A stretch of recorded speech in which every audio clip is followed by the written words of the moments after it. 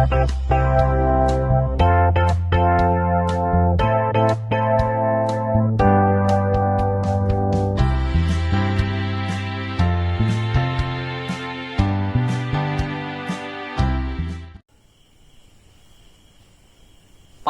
peringatan ulang tahun kemerdekaan, aku leye-leye nonton TV ketika lagu sorak-sorai dikumandangkan. Cucuku pelan-pelan mendekat, lalu berbisik,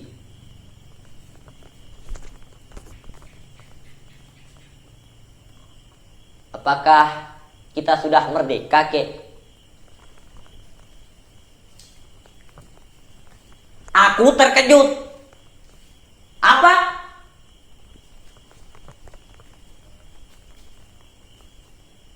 Apakah kita sudah merdeka, Kek? Aku mulai marah. Siapa yang menyuruhmu menanyakan itu?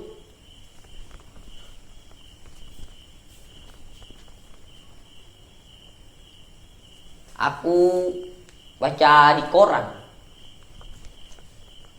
Cucuku mengeluarkan sobekan kertas koran dari sakunya. Kemudian menunjukkan sebuah kepala berita. Darahku mendidih. Media sekarang semuanya edan. Dagangannya itu semuanya sensasi. Semua bukan fakta. Kemudian kugayuh tangan cucuku, lalu kududukan di sampingku. "Duduk, jangan ngomong dulu. Aku mau bicara. Apa-apa saja kerjaan gurumu di sekolah? Apa gurumu sudah berhenti mengajarkan sejarah Indonesia? Apa gurumu tidak pernah memberitahukan kepadamu bahwa pada tanggal 17 Agustus 1945 jam 10.30 di Jalan Pegangsaan Timur, Bung Karno dan Bung Hatta telah memproklamirkan kemerdekaan kita.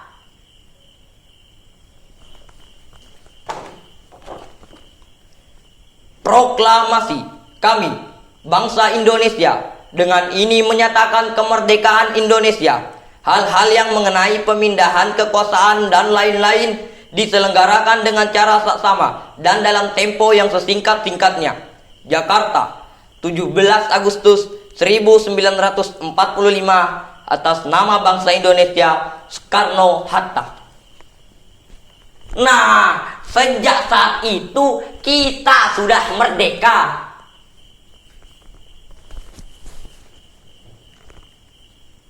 Jadi kita sudah merdeka, ya, Kek? Oh, jelas.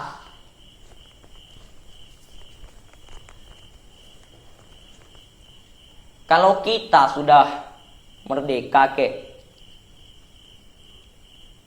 kenapa kita masih miskin?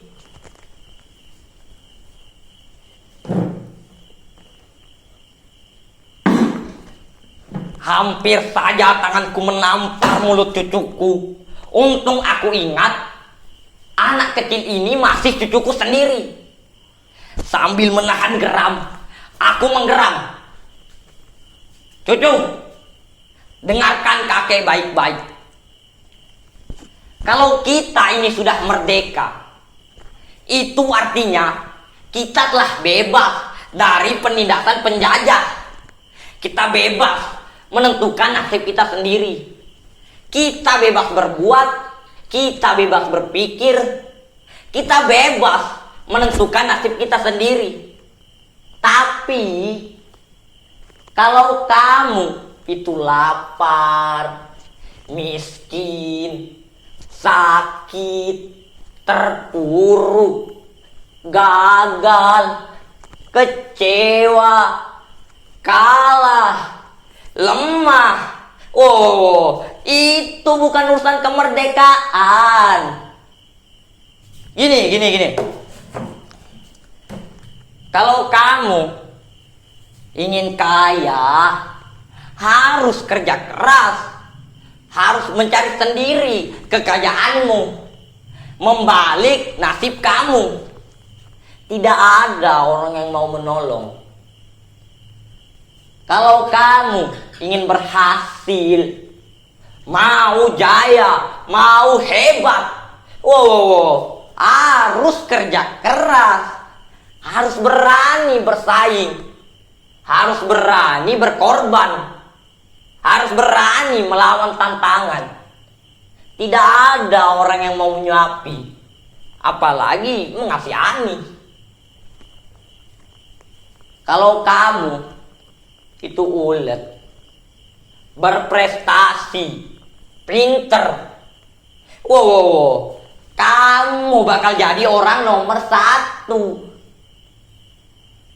Tapi kalau kamu itu malas, bodoh, teler, melempem, doyannya hanya mengeluh, mengemis, protes, yakin kamu bakal jadi orang kere seumur hidup. Karena sebentar, jangan ngomong dulu. Karena kalau kita ini merdeka, kita harus mempergunakan sebuah kebebasan yang diberikan oleh kemerdekaan. Jangan mentang-mentang kita sudah merdeka, terus seenakmu sendiri, kebablasan, seenak udulmu sendiri.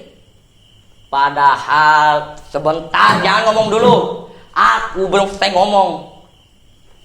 Padahal kalau kamu itu merdeka, kemerdekaanmu dibatasi oleh kemerdekaan lain milik saudara-saudaramu yang ada di lingkungan kamu, yang sama merdekanya dengan kamu. Walhasil, kalau kamu itu merdeka, sebenarnya kamu tidak merdeka. Ngerti? Cucuku tidak menjawab. Ngerti? Masih tidak menjawab. Ngerti?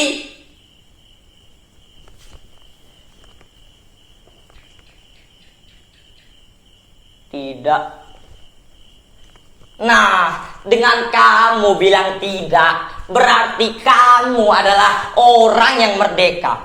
Karena hanya orang yang merdeka yang berani kapan saja bilang tidak.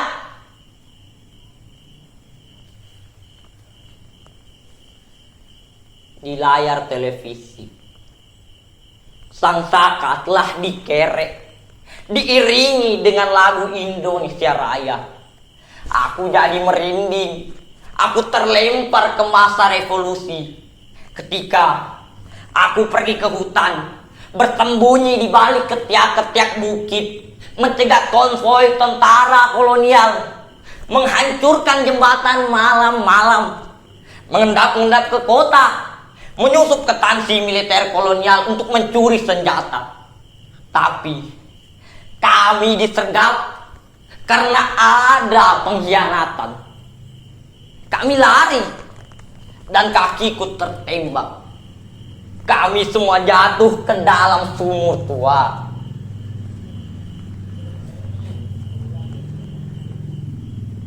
Jadi betul kita sudah merdeka, Kek. Sang Saka telah naik ke puncak tiang anggun perkasa. Aku telah turut, aku telah ikut, aku telah ikut membayar ongkos perjalanannya hingga kakiku pincang sampai sekarang. Tapi sama sekali tidak ada rasa menyesal.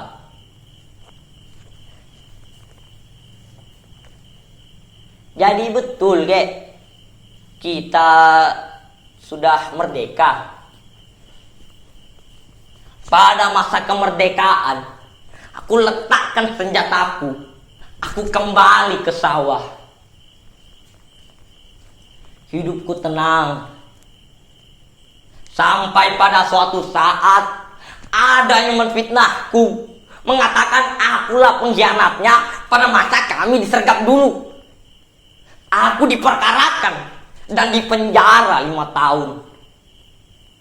Di dalam penjara, akhirnya aku sadar bahwa orang yang memfitnahku dialah pengkhianat yang sebenarnya.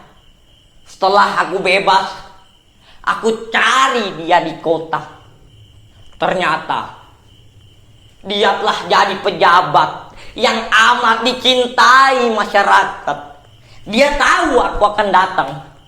Dia menyuruh orang untuk memberangusku.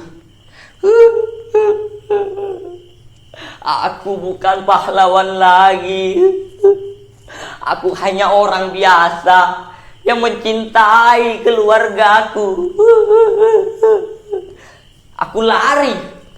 Aku melarikan diri. Aku menghilang. Aku menjerit. Aku menangis di dalam batin.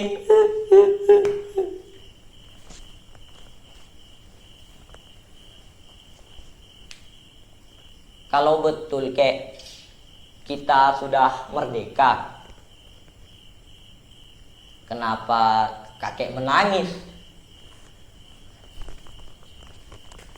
Aku terkejut.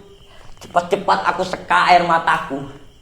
Kemudian aku mengayuh tangan cucuku. Kemudian menutup mulut cucuku. Cucuku, kakek menangis karena kita ini sudah merdeka. Karena hanya orang yang merdeka yang boleh dan berani menangis dimanapun dan kapanpun dia mau menangis.